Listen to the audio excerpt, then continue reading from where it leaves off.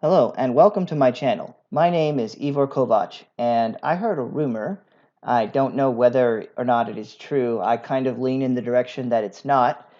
But in the event that it is true, I would like to have a discussion with Amazon. So, the rumor that I've heard is that they're going to redo their Silmarillion series. Supposedly, they're going to discontinue Rings of Power and start all over again and attempt to make another series using the name of Tolkien, ostensibly set in the Middle Earth. So I just want to have a discussion, man to uh, Amazon, man to big corporation, about what you should do in the event of making a new series, in the event, in the case that this rumor is true. So I haven't written my response. I'm just going to talk straight as it comes to my head. So basically, if you want to make another Tolkien series, you're going to have to capture the look and feel of Middle Earth, which you did not do in your Rings of Power series. You're also going to have to keep modern politics out of the series. When Tolkien wrote his Middle Earth stories, he did not take inspiration from current year politics. He did not use allegory. In fact, he hated allegory, and he deliberately left politics out of the series. Some people, they asked him questions like, "Oh, are the orcs supposed to be communists?" And he said, "No, they're not. It's a fictitious world. The orcs are orcs." And that's the approach that you need to take. So, to begin with, let's talk about the things you did wrong, right? So, your elves did not look like elves. Um, Even though Tolkien didn't explicitly say that all elves would have long hair, um, that's kind of the way that they've always been depicted. And his inspiration for their physical appearance comes from Germanic and Celtic mythology. So before you attempt to represent or think about how the elves should look, you need to bear in mind a couple of things. One is that they are immortals, they do not physically age, except in very, very, very rare and few exceptions. The only exception was Círdan the shipwright, who was the only elf that ever had a beard and appeared as an old man. And he's the only one, and that's a special case. So you need to bear that in mind. They're immortal, they don't physically age, and you should look at the depiction of elves in Norse mythology and the Tuatha De Danann from Irish mythology, because those are the major sources of inspiration for Tolkien's elves. He was also inspired by Finnish mythology, but I'm not as familiar with that personally, so I don't want to speak to that. But that's what you need to do. You need to look at his sources of inspiration. Then you need to look at what he wrote. Then you need to look at some illustrations of actual Tolkien fans and professional illustrators. So I would recommend John Howe, looking at his work, how he depicts things, and Ted Nasmith. Your elves that appeared in the Rings of Power series just look like a bunch of guys. They just look like a bunch of regular guys. Um, and that's not how they ought to look. You need to consider they would look probably more in line like a Norse god would appear, basically, um, or maybe a Celtic god. Okay, so I'm just trying to give you some guidance here. Hopefully, you would get it right the next time.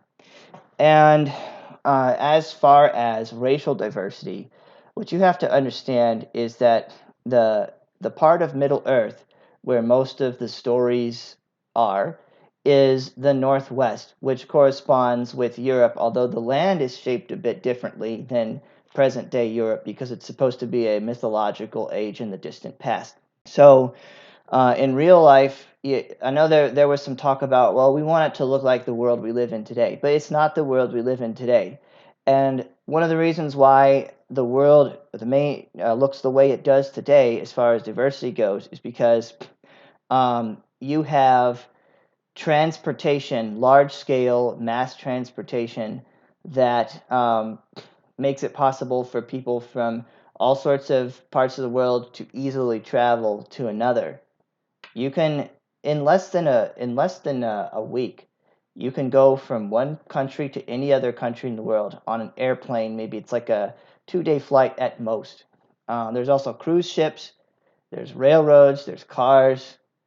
That's not true of the ancient world. In the ancient world, most people went from cradle to grave without seeing somebody that was very different than they were. Most people could only fantasize about what people looked like in other parts of the world.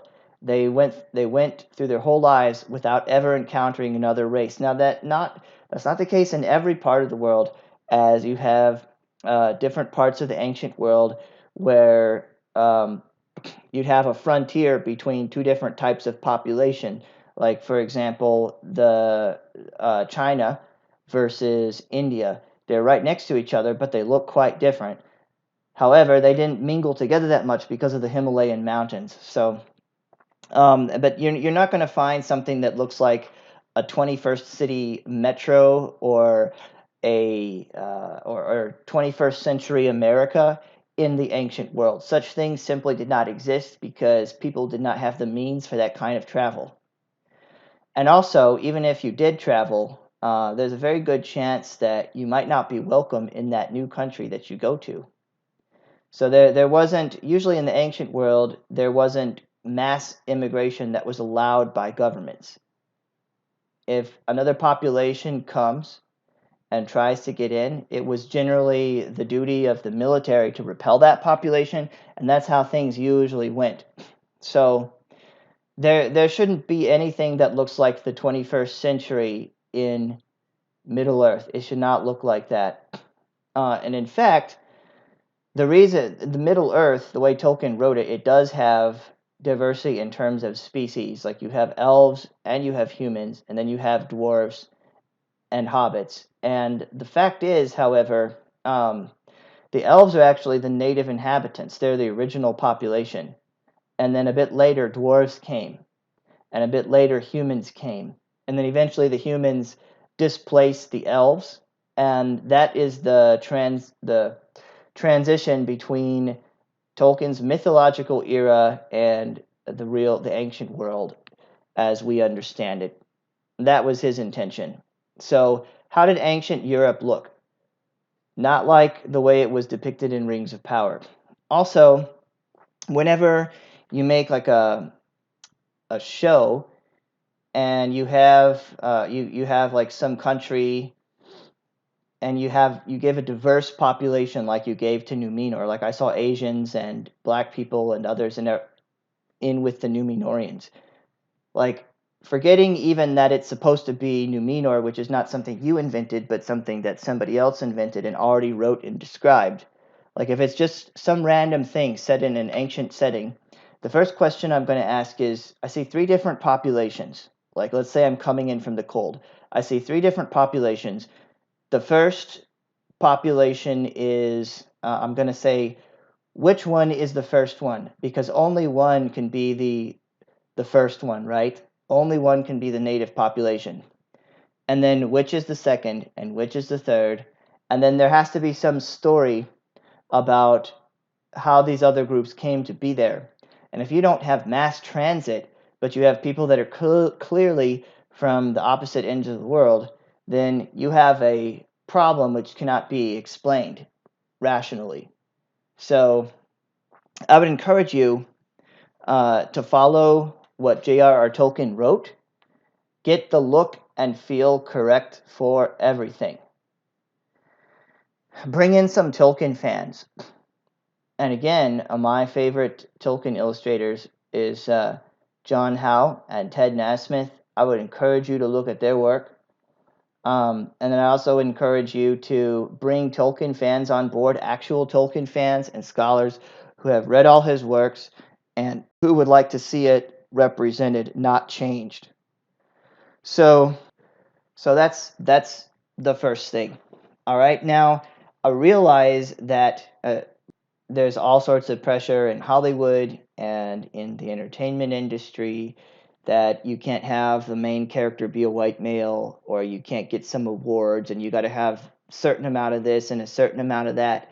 So if you want to have a if you want to have diversity, like use actual different races which exist in our world and put them into Tolkien's world, then what you're going to have to do is move beyond the part of Middle Earth where most of the Silmarillion stories occur and where Hobbit and Lord of the Rings occur, and you're going to have to visit some other parts of Middle Earth. Now, if you're wondering what's there, you can get some hints from the Book of Lost Tales, the first Book of Lost Tales, also the second Book of Lost Tales, which was the original draft for the Silmarillion. In there, you'll find the story of Eärendil, the original outlines for it, and Tolkien talks about what exists in those other parts of the world. And there is a part of the Middle Earth that does look somewhat like Africa, and he mentions things there like the Sarquindi, cannibal ogres, pygmies, and tree men. So what you could do is have maybe do a series on the Eärendil voyages, and you could do it in such a way that you don't contradict the final version of the story, which came out in the Silmarillion, but just flesh it out. That would be a great series, and it would also allow you to meet your diversity quotas, and it would also allow you to write some new stories and encounters that do not break or bend the existing lore. That is my recommendation of what you can do. Another thing you could do is if you want to use Numenor, you could write a story in the Second Age, which would be completely original, mostly original, where because for a while the Numenorians they voyaged all over the world, everywhere except for Valinor. So you could focus on some stories. You could have them visit the Darkland in the south. You could have them visit Far Harad, which corresponds roughly with Africa in our world, and you can have them visit the Far East. The now one thing I have to say is, as you go, the civilizations in Tolkien's world they do not overlap with any known civilizations in our world. In some of the earlier drafts, he was going to do that. Like there's mention of China, there's mention of Babylon. Those are the only two that I can really recall. But in the later versions, he took that out. So you can have people in those parts of the world that roughly resemble the geographical equivalents in our part of the world, right? So if you go to certain parts of Africa, you could see black Africans. You go to the Far East, you could see some Asian type people. But I would advise you just to not make them actual don't make them actual civilizations in our world. Make them mythical civilizations and try to keep it consistent with the lore and the look and feel, and bring in some Tolkien fans. Keep 21st century politics out of it. Keep woke politics out of it. Keep sexual scenery, sexual encounters out of it. There's a reason why Tolkien didn't describe any sexual encounters in his work, why he didn't use that. It's supposed to be the a mythology. It was supposed to be a mythology for the English people that was specific to their land originally, and so he focused on the higher elements of mythology, not the lower elements and the cruder elements, even though he certainly could have. And there's a reason why he didn't, and the fact that he didn't is what allows his work to appeal to so many people. So I'll put it like this. Um, Imagine you go to someone's house for dinner. Let's say you go to someone's house for dinner or you go to a restaurant and you have the choice between eating off of a clean plate or a dirty plate. So for me, if it's a dirty plate and it's got like fresh slop on it, or maybe even stale, dirty residue from the previous night, then no matter how good it is, what you serve on that plate, I don't want to eat it. Maybe if I was like on the verge of starving to death, then I would. But normally I would just pass because I can just eat something later on when I get home, which is clean. Now, there'll be some people that for sure don't mind eating off a dirty plate under any circumstance. But the people that don't mind eating off of a dirty plate are also fine to eat off of a clean plate.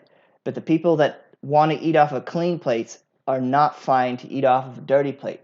So my advice is to keep all the plates clean so that everybody can eat off of them. Okay? And I would say also, definitely don't put in any LGBTXYZ because, quite truthfully, nobody wants to see that except for people that are like that. And what is the percentage of the population that's like that? That's it. Those are the only people who want to see that stuff. So keep it out. Also, Tolkien never would have put that in his work. He could have had he wanted to. And maybe there would have been, I know you might say, well, then he would have had a harder time getting published, and that's true. But for his time period. But if you put it in there today, then you're going to have a harder time getting viewers. So I'd ask you to just think about one more thing. And no allegories. No allegories of any kind. None at all. Tolkien hated allegory. That's why he left it out. And especially no current year politics, no woke politics. I don't want to see a stand-in for your idea of Trump or Joe Biden or anything else. Like I have no interest. All that kind of stuff, it breaks immersion and it gets on everybody's nerves who does not agree with your politics, which I would say is most people. I would say is most people. And even people that do agree with your politics, that doesn't necessarily mean that they want to see it in there.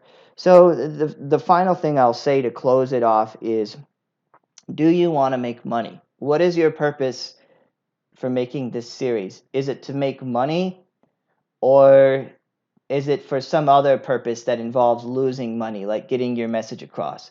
So if your purpose is to make money, then you should follow my advice.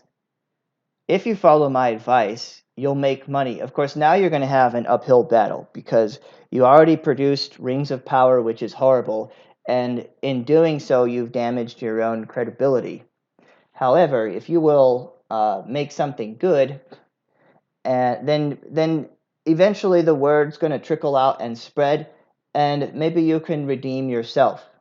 Also, admitting that you made a mistake goes a long way towards redeeming yourself and reestablishing credibility.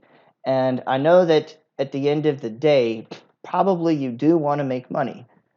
So if you want to make money, you're going to have to follow the lore, get the look and feel correct, and leave out all the 21st century politics and burdens. Nobody wants to see that. So that's all I've got. Hopefully you'll take my advice to heart. Hopefully this didn't end up being too long. Honestly, I expect that what I say here is not going to be heard. But uh,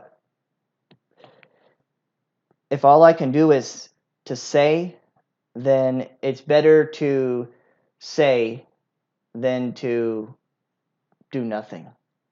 So that's it. Thanks for listening.